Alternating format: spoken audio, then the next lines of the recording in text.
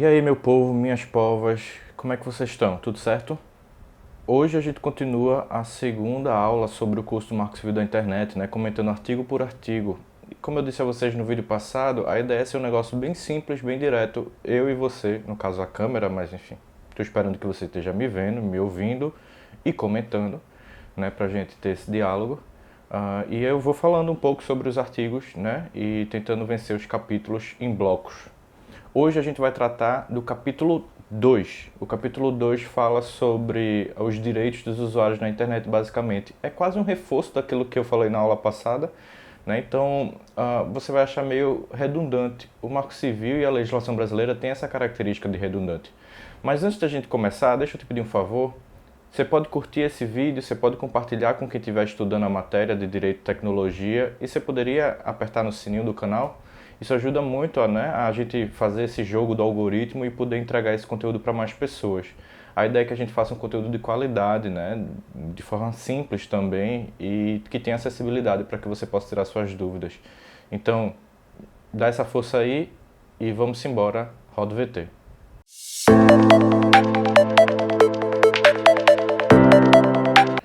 Então, como eu ia dizendo, a gente vai falar sobre direitos e garantias dos usuários. E basicamente, esse capítulo 2 se resume, ignorando essa alteração que o governo Bolsonaro tentou realizar, né? Mas ele se resume a dois elementos, artigo 7º e artigo 8º. O artigo 7º ele vai enunciar para a gente quais são os direitos, enfim, que o usuário tem. A gente falou de objetivos, de fundamentos, né, no encontro passado.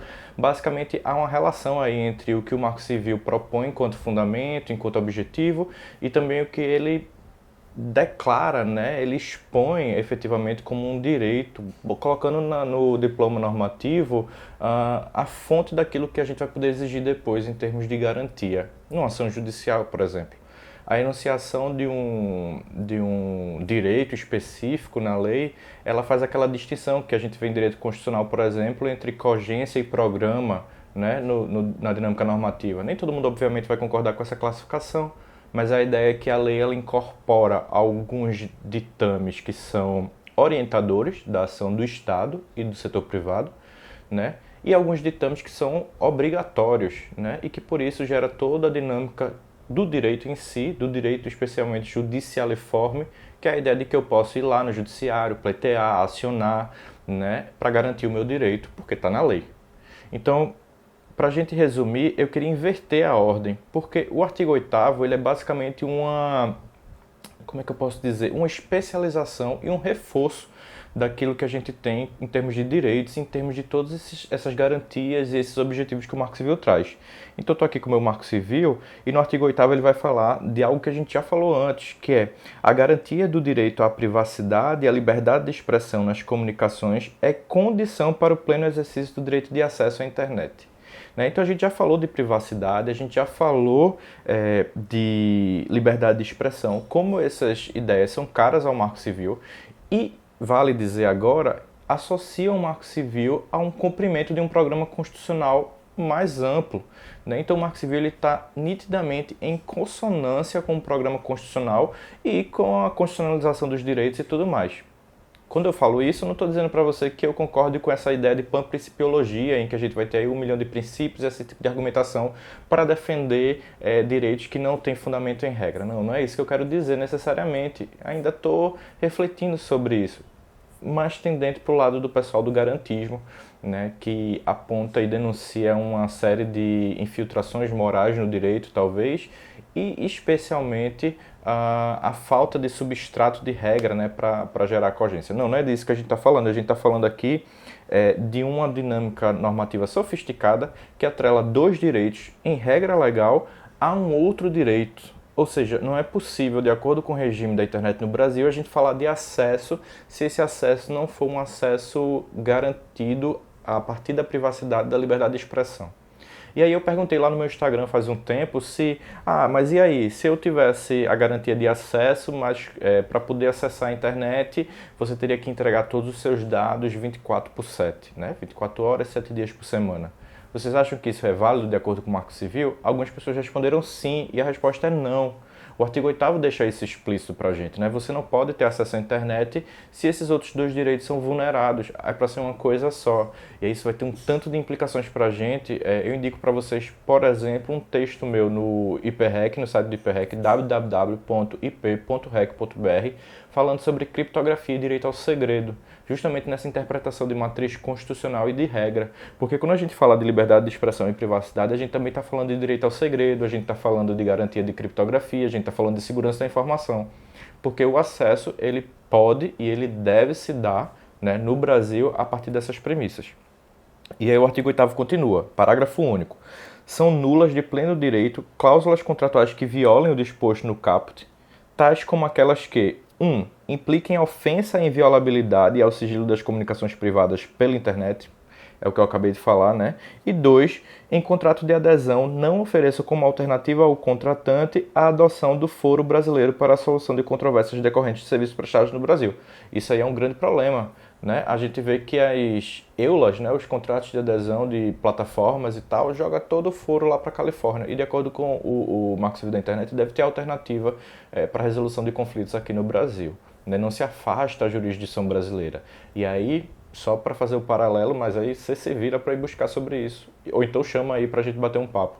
A gente está falando de soberania, a gente está falando de territorialização da internet, a gente está falando de uma série de outras questões. Por que eu estou dizendo isso? Para você perceber que o Marco Civil ele não é uma coisa solta.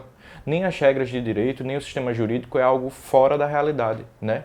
Mundo dos fatos e mundo dos direitos são mundos correlacionados em termos de dimensão, né? Eles se comunicam. Para usar uma linguagem da galera de Luhmann, são sistemas que têm comunicação e ruído entre si. Para usar uma linguagem mais ponteana, que eu gosto, há um aspecto dimensional, né, de troca de informações entre dimensões diversas, mas que compõem um todo, que é a realidade. Tá, entendi. Privacidade, liberdade de expressão e acesso. As queridinhas do Marco Civil, e com razão, tem que ser mesmo. Mas quais são os direitos dos usuários? O Marco Civil enuncia, né, numa série de incisos do artigo 7º, os direitos dos usuários.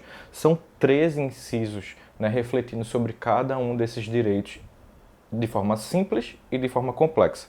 Então o artigo 7º vai dizer assim pra gente: o acesso à internet, o direito de acesso, é essencial ao exercício da cidadania.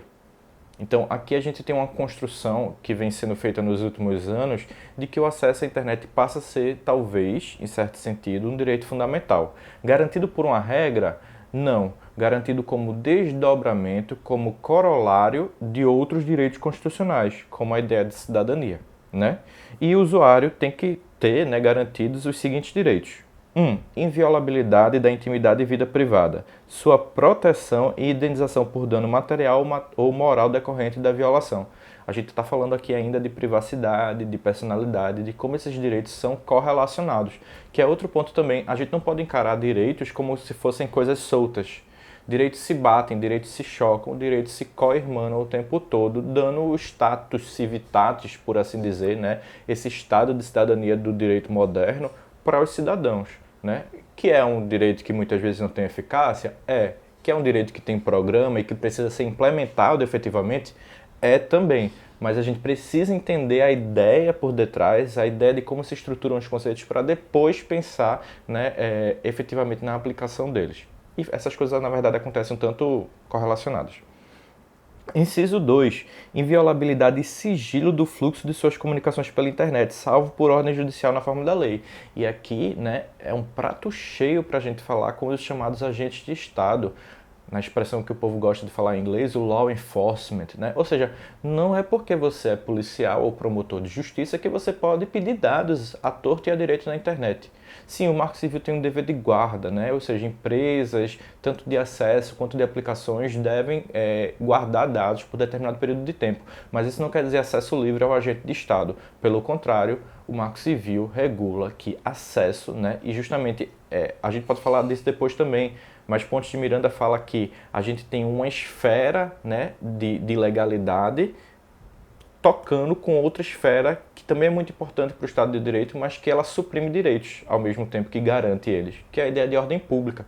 Então, a legalidade, a regra de legalidade, né, ela impõe à ordem pública uma limitação. Esse é um caso explícito disso, de limitação da ordem pública. Inciso 3º. inviolabilidade e sigilo de suas comunicações privadas armazenadas, também salvo por ordem judicial. Então a gente está aqui avançando, o Marco Civil está deixando explícito que as tuas comunicações, aplicativos e o que é que desdobra nisso do ponto de vista técnico é inviolável. Né? Só o juiz pode, fundamentando, requisitar esses dados, quebrar esses dados e tudo mais.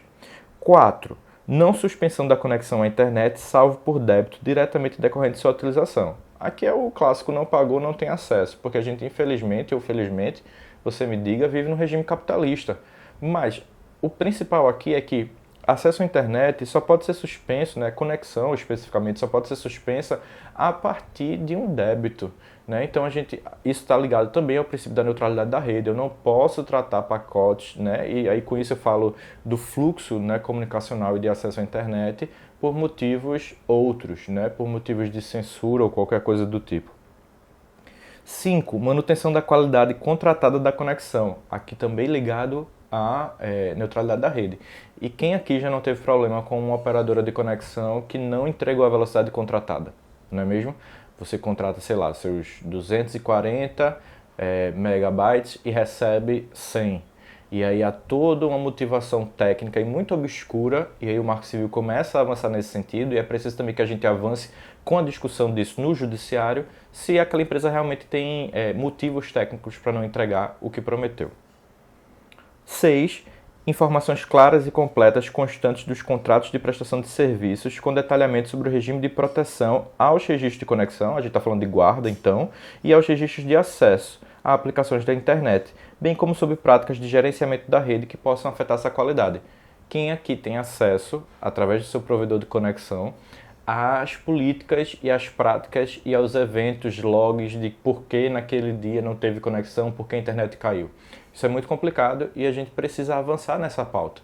A discussão sobre acesso e conectividade em geral no Brasil é um problema muito grande. Né? A gente tem uma série de discussões agora sobre o 5G, por exemplo, um leilão meio conturbado, com uma série de pontos falhos, mas é uma tecnologia que vem para tentar avançar e garantir maior conexão, especialmente nesses bolsões de falta de conexão no país, que é um país continental, aquela dificuldade toda e tudo mais. Mas todo mundo tem direito à conexão e às informações sobre essa conexão. Né? A gente também tem direito, de acordo com o inciso 8, às informações sobre coleta, uso, armazenamento, tratamento e proteção de dados pessoais. Né? Então a gente já está avançando, como eu disse também já em outro momento, Marco Civil e LGPD são leis irmãs. Né? Então no Marco Civil a gente já tem especificações sobre tratamento de dados pessoais e obrigações. Né? Não precisa ouvir a LGPD. Muita gente acha que, não, dados pessoais começou com a LGPD. Não, dados pessoais é uma discussão muito anterior, começa com um debate consumerista, entra no Marco Civil com uma legislação específica, estabelecendo uma obrigação muito clara a partir de um direito, ou seja, um direito demanda a efetiva garantia sobre esse direito, né? E se essa garantia for uma garantia específica, ok, está lá na lei dizendo, mas ela pode ser uma garantia genérica de acionabilidade no judiciário. Então, ele fala sobre também a questão de finalidade, né? Como é que a gente tem isso no Marco Civil. A gente tem que falar sobre justificação de coleta, a gente fala sobre coleta, uso, tratamento em geral, que não pode, se for vedado pela legislação. A gente fala que esse processo todo de tratamento de dados deve estar especificado nos contratos de prestação de serviços ou nos termos de uso. E é importante a gente começar então também a pensar em uma cultura de dados pessoais, né? E eu leio o contrato, eu sei quais dados estão sendo colocados, o contrato é claro, a forma é acessível, o pessoal vai falar aí de um direito 5.0, direito by design e coisas desse tipo. Eu não acho que a gente está falando, a gente está tentando inventar a roda com nomes novos, tá? Essas garantias, se você quer uma expressão legal nítida, clara, elas estão no direito consumidor. Então a gente está falando aí de 1998 e alguns anos antes. Não é o caso, né? Então de falar dessas inovações e tal. Claro que a gente pode refletir e ver se isso colabora, se isso garante maior acesso à justiça, maior eficácia de direitos. Se for nesse sentido, legal. Mas não que, eu criei uma novidade aí que vai solucionar os problemas do mundo, não é isso. O Marco Civil também fala no 9 sobre consentimento expresso, né, na coleta de dados. E aí isso é uma coisa que, tá lá na LGPD depois, né? E também fala sobre exclusão definitiva dos dados pessoais que tiver fornecido a determinada aplicação a seu requerimento ao término da relação entre as partes, ressalvadas as hipóteses de guarda obrigatória, né? E aqui a gente tem então o diálogo direto com o LGPD, né? Tá aqui explícito, né? Essa adição da forma redacional ao Marco Civil da Internet. O Marco Civil da Internet fala, e aí hoje o papo é super rápido, né? Eu gastei a paciência de vocês no vídeo passado e não quero gastar tanto nesses, vou encurtar. Mas ele fala também sobre publicidade e clareza de eventuais políticas de uso de provedores de conexão e aplicação, né? Mais uma dinâmica redundante, mas para deixar isso muito claro. Acessibilidade, consideradas as características físico-motoras, perceptivas, sensoriais, intelectuais e mentais dos usuários, nos termos da lei. Então a gente está falando aqui de Estatuto da Pessoa com Deficiência, né? A gente está falando de Convenção de Nova York, a gente está falando de uma alteração do paradigma brasileiro sobre capacidade, incapacidade, e a gente está falando também, em âmbito da internet, das garantias técnicas para que todos tenham acesso. Lembrando, acesso que privilegie liberdade de expressão, acesso que garanta privacidade. E por último, inciso 13, aplicação das normas de proteção e defesa do consumidor.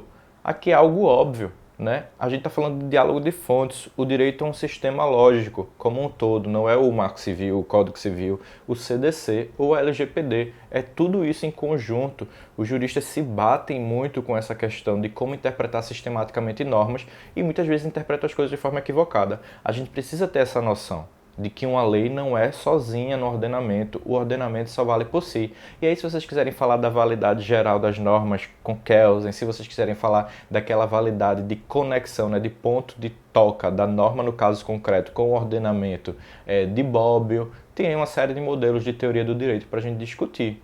Mas a gente está falando então da validade geral do ordenamento jurídico. Lei não é um fenômeno isolado e sozinho, né? Além de tudo, último recado, lei e direito estão na história, né? Então a gente não pode desconsiderar essa evolução no processo histórico. O Marco Civil peca por redundância? A gente pode dizer que ele peca, mas infelizmente na cultura jurídica brasileira, especialmente a judicialiforme, é preciso muitas vezes dizer e redizer normas de forma um tanto redundante para que a gente tenha garantias de direito. Beleza? É isso. Essas são as normas do capítulo 2 sobre direitos e essa é a segunda parte do nosso curso. Eu espero que você esteja aproveitando. Te reforço o pedido de novo. Curte esse vídeo, compartilha com teus amigos e com conhecidos nas tuas redes sociais. Eu tenho um Instagram que você pode seguir, né? Eu vou botar aqui na descrição, é @AndréLFernandes_, né? _. Eu compartilho muita coisa lá, muito material que não vem para cá, material mais rápido, mas bem informativo. E, enfim, vamos fazer essa briga com o algoritmo, né?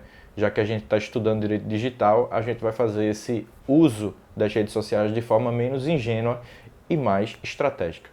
Muito obrigado pela tua atenção e até a próxima.